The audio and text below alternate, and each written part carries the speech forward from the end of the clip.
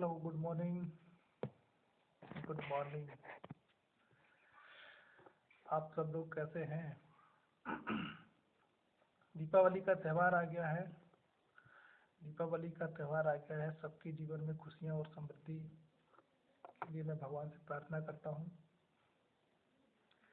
भगवान गणेश, माता लक्ष्मी सबके जीवन में खुशियां और समृद्धि लाए, ऐसे प्रार्थना करता हूँ। हैप्पी दीपावली। तो हमारी ये जो सीरीज चल रही है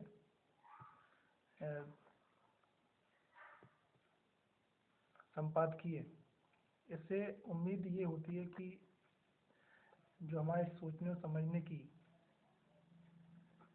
सीमाएं हैं वो बढ़ेंगी, हमारे विचारशीलता है वो विस्तृत होगी और राष्ट्रीय और अंतर्राष्ट्रीय परिप्रेक्ष्य पर हमारी समझ विकसित होगी। ये सीरीज सिर्फ उन्हीं लोगों के लिए नहीं जो शिक्षा या कंपटीशन के लिए अप्लाइड हैं, उनके लिए भी है जो लोग कुछ जानना और समझना सीखना चाहते हैं। तो इसी विचार के साथ मैं ये संपादकीय देता हूँ कि हम अपनी समझ और बेहतर कर सकेंगे। हमारी भी समझ बढ़ती है और वीडियो के माध्यम से आपको भी जानकारी मिलती होगी। अगर आप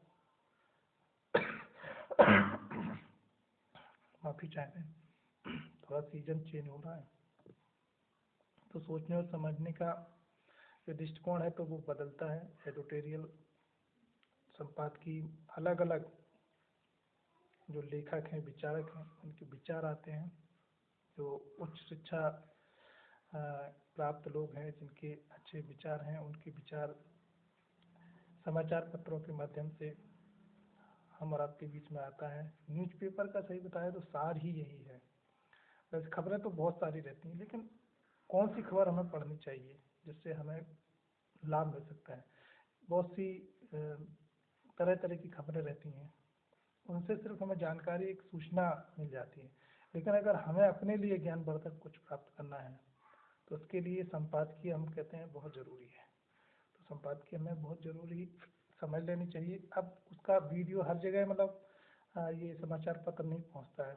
हम भी समाचार पत्र नहीं लेते, हम तो इसको ऑनलाइन ही अपलोड करके PDF में रोज रीडिंग करते हैं। एक तो हम द हिंदू का इंग्लिश का भी पढ़ते हैं और ये हिंदी का। तो हिंदी भाषी हैं हम लोग और हिंदुस्तानी हैं, तो ज़्यादातर ये जनसत्ता जो हिंदी पेपर है इसको ही इस वीडियो बनाते हैं। और बाकी अपनी समझ थोड़ा इंग्लिश में अच्छी हो, इसके लिए हम द हिंदू भी पढ़ते हैं। उसको जो खबरें इसमें नहीं रहती वो उसमें होती हैं, जो उसमें नहीं होती वो उसमें रह जाती हैं, क्योंकि हर खबर हर पेपर में नहीं आ पाती है और एक दो दिन आगे पीछे उनकी वो हो जाती है आने में। जो आज खबर नहीं लग पाई वो कल लग जाती है पेपर में, ऐसा होता है। तो जो कंपटीशन के लिए जो तैयारी करते हैं उनके लिए तो जो खबरें रहती हैं वो सभी अनिवार्य समझ लेनी चाहिए, क्योंकि एग्जाम में कुछ भी आ सकता है ना। जो करंट अफेयर्स का भाग रहता है, तो हम अभी कुछ पॉइंटेड ऐसे भी चर्चा कर रहे हैं, जैसे कि कुछ की पॉइंट रहते हैं, जैसे उपनिवेशवाद है, ठीक है। और कई विषयों पर मैंने वीडियो बना के डाले हैं। ऐसे की पॉइंट छांट के जो हमारी समझ को और भी अच्छा कर सकेंगे, जिन हर एक बात के अर्थ को समझ सकेंगे। और इसके बाद में मैं सोच रहा हूँ कि आर्टिकल, जो संविधान के आर्टिकल अनुच्छेद दिए हुए हैं, उनकी एक सीरीज में लाऊंगा। उनकी सीरीज में लाने वाला हूँ। अनुच्छेद 1 से लेकर के पूरे संविधान के जो भी 395 भाग सहित उन पर हम चर्चा करेंगे। और दो क्या होता है, अनुच्छेद का किसी का विस्तृत भाग होता है, जैसे अनुच्छेद 21 ले लिया है तो बहुत विस्तृत है, तो उसको हम 2 पार्ट में कर देंगे। और जो छोटे छोटे अनुच्छेद होंगे उनको 2-2, 3-3 एक वीडियो में निपटाते चलेंगे। तो आप हमारे साथ बने रहिए।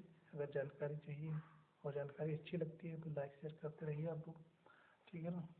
तो अभी मेरा कल का आर्टिकल एक रह गया था, उस पर मैं अभी वार्ता करने वाला हूँ। कल का जो आर्टिकल रह गया तो उस पर मैं बात करूँगा, ठीक है ना।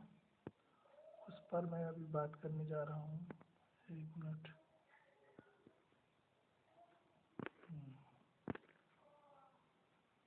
ये था लंबा खिंचता फ़लस्तीन का, ये जो लड़ाई चल रही है फ़लस्तीन इजराइल संघर्ष के विषय में, उसी पर हम अपना पूरा आज का एडिटोरियल हमारा रहेगा। तो आप लोग साथ में बने रहिए, ठीक है ना। आप लोग साथ में मेरे बने रहिए और इस पर मैं चर्चा करता हूँ।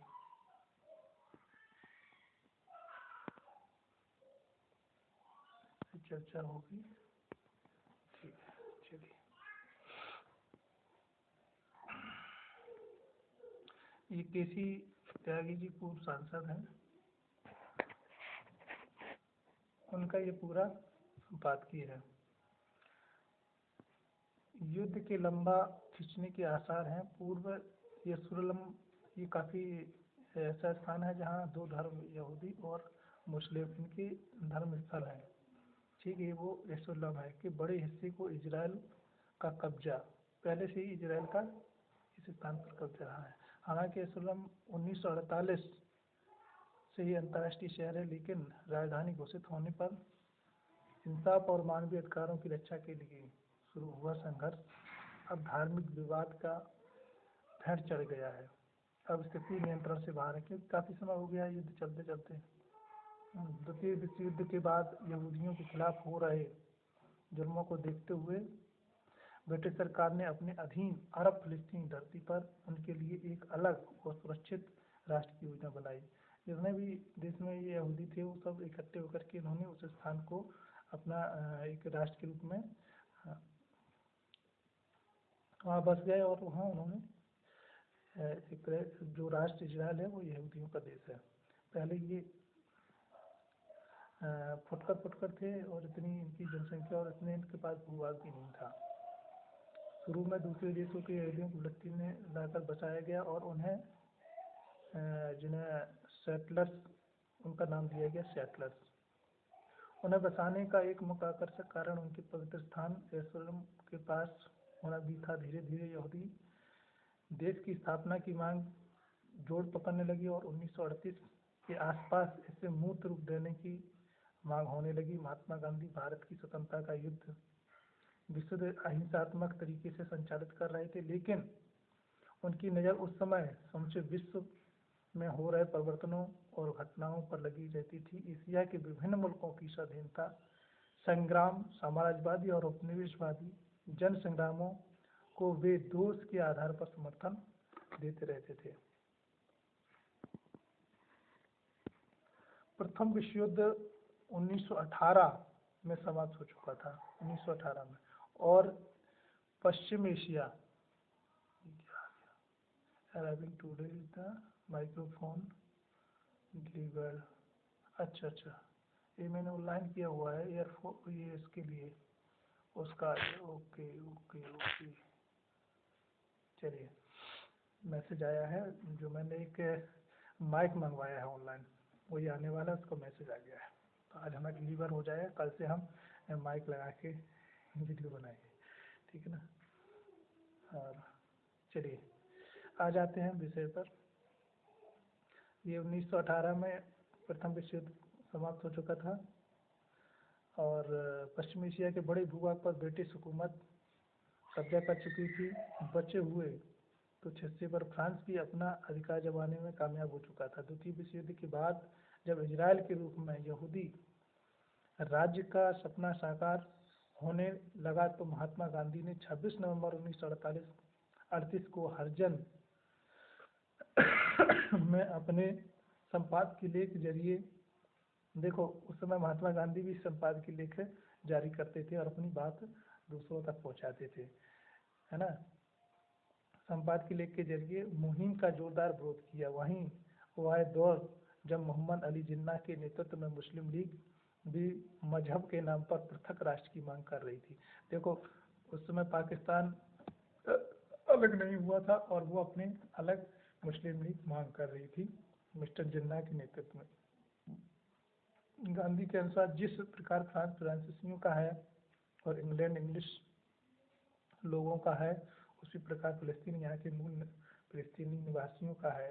यहूदियों का धर्म की बुनियाद पर ब्रिटिश बंदूकों या बम की धमकी के साए में फिलिस्तीन में लाकर नहीं बसाया जा सकता। अगर यहूदी यहाँ बसना चाहते हैं तो फिलिस्तीनियों की मर्जी की स्वीकार्यता होनी आवश्यक है। द्वितीय विश्व युद्ध समाप्त होने के तक यह यहूदी फिलिस्तीन में एक समांतर प्रशासक यहूदी एजेंसी और अपने स्वयं के मलेशिया समूह, जिनका मलेशिया समूह है, हरनाहा और हरगुन के साथ एक बड़ा समुदाय बन गया। ब्रिटेन ने संयुक्त राष्ट्र से संपर्क एक षड्यंत्र योजना और अंजाम दिया, जिसके तहत फिलिस्तीन को एक अरब राज्य, एक यहूदी राज्य इजराइल और एक अंतर्राष्ट्रीय शहर यरूशलेम में विभाजित कर दिया। लेकिन इसे अरबों के सिरे से खारिज कर दिया और 1948 में यूएनओ की मदद से अंग्रेजी राज्य की समाप्ति से लेकर से पहले यह यहूदी राज्य की घोषणा कर डाली और इस प्रस्ताव के मुताबिक फिलिस्तीन की 55% भूमि पर इजराइल और 54% पर अब अरब फिलिस्तीन पर कब्जा माना गया। बाकी 1% भूमि को यरूशलेम, जो उनका धार्मिक स्थल है, के लिए आरक्षित कर दिया गया। उसमें यहूदी और मुस्लिम धर्म के लोगों का वहाँ धार्मिक स्थल है, 1% भूभाग उनको छोड़ दिया। गौरतलब है वर्तमान युद्ध शुरू होने से पहले फिलिस्तीन मात्र 7% भूमि के मालिक बचे हैं। आज के प्रश्न पुराने पड़ चुके हैं। इजराइल के वहशीपन के शिकार मृतकों की संख्या, बच्चे बूढ़ों को कत्लेआम और अस्पताल और शिविरों पर बमबारी के मृतकों और घायलों की संख्या का जोड़ बताने WHO एवं मानवाधिकार समूह सक्रिय है। गाजा पट्टी क्षेत्र में फिलिस्तीनी काफ़ी तादाद में हैं और हमास संगठन में हमदर्दी रखने वालों की लंबी फहरिस्त भी है। इजराइल के प्रधानमंत्री ने सार्वजनिक घोषणा कर डाली है कि गाजा पट्टी को हम नस्तनाबूद कर आखिरी जंग समाप्त करेंगे। ऐसा उन्होंने, इजराइल के जो प्रधानमंत्री जी हैं, उन्होंने कहा है। दूसरा पार्ट हम अभी लेते हैं, इसमें दूसरा पार्ट लेते हैं, फिर पूरा चर्चा को पूरा रूप देंगे, है ना, चर्चा का पूरा रूप देंगे। गाजा पर हुए हमले इतने दर्दनाक और भयानक हैं कि अमेरिका और यूएन महासचिव तक को कहना पड़ा कि मानवता के आधार पर इजराइल भविष्य में सभी सैनिक गतिविधियों को विराम दे। मतलब इतना हिंसक, इतना पहले तो इन लोगों ने वो किया है, शुरुआत तो इन्हीं ने की है, लेकिन अब इजराइल इतना पीछे पड़ गया कि बुरी तरह से उन्हें नस्तनाबूद करने के लिए तैयार है। ये चित्र नहीं आ रहा, हाँ चलिए, ये आ गया मैं, ठीक। इजराइल के साथ नवीनतम युद्ध पिछले 15 वर्षों में 5वां है। हर बार इजराइल के हवाई हमले में स्कूल, अस्पताल और सरकारी हमले जमींदोज हो गई। एक बड़ी आबादी के साथ में, जिनमें अधिकांश बच्चे हैं, वयस्कों और उनका भरण पोषण करने के लिए बहुत बोझ बढ़ चला है। हालांकि उद्योग भी की स्थिति भी खराब हो गई है। कारण है ताज़ा पुरानी बेरोजगारी से पीड़ित है। राजा जो पुराने पहले से ही बेरोजगार हैं और उनकी संख्या इतनी अधिक है। अधिक चिंता की बात यह है कि आबादी का एक छोटा सा हिस्सा भी नौकरियों की तलाश में है और बाइडेन से पहले ट्रंप सरकार द्वारा बेजामिन व अन्य समर्थन भी नरसंहार का एक बड़ा कारण है। दरअसल अमेरिका और इजराइल एन युद्ध के मौके पर आक्रामक हो जाते हैं। इजराइल की संसद में बेंजामिन यहूदी राज्य का प्रस्ताव पास करा चुके हैं, जिसके फलस्वरूप इजराइल में रह रहे अन्य धर्मों के लाखों निवासियों के लिए धार्मिक भेदभाव बढ़ता जा रहा है। इसी के साथ ही हिब्रू को देश की राष्ट्रीय भाषा घोषित किया जा रहा है। संसद में पारित इन्हीं प्रस्तावों के जरिए आबादी का चौथाई हिस्सा हर प्रकार के मौलिक अधिकारों से वंचित हो जाएगा। ट्रंप ने अपने चुनाव में यरूशलेम को राजधानी घोषित कर विजय प्राप्त की थी, जबकि यूएनओ द्वारा इसे अभी तक मान्यता नहीं मिली है और सरकार सूचनाओं के तेल अवीव की अधिकृत राजधानी है। और 1966 के 6 दिवसीय युद्ध के दौरान में इजराइल, मिस्र, लेबनान और सीरिया के बड़े भूभाग पर कब्जा करने में कामयाब हो चुका है। यूएन द्वारा सर्वसम्मत प्रस्ताव पारित होने के बावजूद भी इजराइल के अवैध कॉलोनियों का निर्माण करने में व्यस्त है। अब फिलिस्तीन और पश्चिमी एशिया के बाशिंदों का सबसे बड़ा भावनात्मक मुद्दा अल अक्सा मस्जिद के अस्तित्व पर आया संकट भी है। अल अक्सा मस्जिद भी है यरूशलेम में, वही धार्मिक स्थल ये मुस्लिमों का है, मुस्लिम समाज का है। अल अक्सा मस्जिद अस्तित्व पर संकट आया है इससे, और इस मस्जिद को विश्व भर में मुसलमान बड़े अदब के साथ याद करते हैं। यह पैगंबर से जुड़ी हुई धार्मिक निशानी है। ये पैगंबर साहब की जो है उनकी याददाश्तों से जुड़ी हुई एक धार्मिक निशानी है और उनके द्वारा इबादत की पहली मस्जिद है। 6 दिवसीय युद्ध के दौरान इजराइल मस्जिद के आसपास के बड़े हिस्से पर कब्जा करने में कामयाब रहा। पहले मस्जिद के संरक्षक के रूप में जॉर्डन इस्लामी ट्रस्ट देखभाल का काम देखता रहा है, लेकिन 1994 में जॉर्डन के साथ एक समझौते के तहत यहाँ भी इजराइल की भूमिका हो गई, जिसको लेकर के अरबी समुदाय में काफ़ी रोष है। यहाँ पर सुरक्षा बलों की तैनाती को लेकर के भी तनाव बना रहता है, क्योंकि अपने अपने धर्म के उनके धर्म स्थल हैं और वहाँ इनमें तनाव रहता है।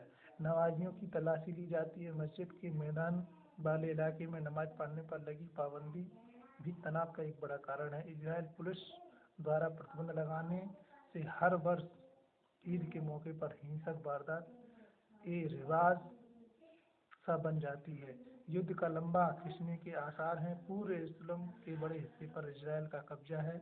हालांकि यरूशलेम 1948 से भी अंतर्राष्ट्रीय शहर है, लेकिन अब राजधानी घोषित होने पर इंसाफ और मानवीय अधिकारों की रक्षा के लिए शुरू हुआ यह संघर्ष धार्मिक विवाद की भेंट पर चढ़ चुका है। अब स्थिति नियंत्रण से बाहर है। अरब मुल्कों के बाद भारत पहला मुल्क है जिन्होंने फिलिस्तीन को एक स्वतंत्र राष्ट्र के रूप में मान्यता दी है। फिलिस्तीन आंदोलन अब पहले जैसा सशक्त नहीं बचा है। यासिर अराफत के समय इसका बड़ा फैलाव था और तीसरी दुनिया के सबसे बड़े नेता प्रतिबंध होकर के फिलिस्तीन के साथ में खड़े रहते थे, जिनमें पंडित नेहरू, शाऊ एन लाई, अब्दुल कलाम नासिर, मार्शल टीटो, एनकमा और संख्यों आदि प्रमुख हैं। हालांकि शांति द्वारा बड़े बड़े मसले सुलझाए जा सकते हैं, लेकिन फिलिस्तीनी नौजवानों का एक बड़ा तबका हमास समर्थक हो चुका है। ऐसा भी पहली बार हुआ है। इस इजरायली जानमाल की ऐसी हानि हुई है और वहाँ की खुफिया एजेंसी मोसाद को लेकर के सवाल उठ रहे हैं। लगभग सभी अरब मुल्क एक होकर के गाजा में हो रहे जनसंहार को रोकने की कोशिश कर रहे हैं, जिस प्रकार ईरान, तुर्की समेत कई राज्य अति सक्रियता दिखा चुके हैं, जिससे लगता है कि युद्ध अभी लंबा चलेगा, क्योंकि और भी इनके जो मुस्लिम कंट्रीज हैं वो भी लोग सक्रिय हैं। तो ऐसा लगता है कि अभी और भी युद्ध लंबा खिंचने वाला है। तो बहुत ही महत्वपूर्ण जानकारी थी जो ये विश्व में दुनिया में जो घटनाएं घट रही हैं। इधर रूस और यूक्रेन का भी युद्ध चल रहा है, ठीक है, वो भी समाप्ति की ओर लगता नहीं है कि अभी समाप्ति होने वाली है, और ये भी लंबा खिंचने के आसार दिखाई दे रहे हैं। तो आप सबको इस वीडियो के लिए जो समय दिया आपने, आप सबको बहुत बहुत धन्यवाद। और आगे भी मैं सीरीज लेकर आने वाला हूँ, जिसमें पूरा संविधान के जितने भी आर्टिकल हैं, अनुच्छेद, उन पर हम चर्चा करेंगे। हमारे साथ बने रहिए। बहुत बहुत धन्यवाद, शुभकामनाएं, हैप्पी दीपावली।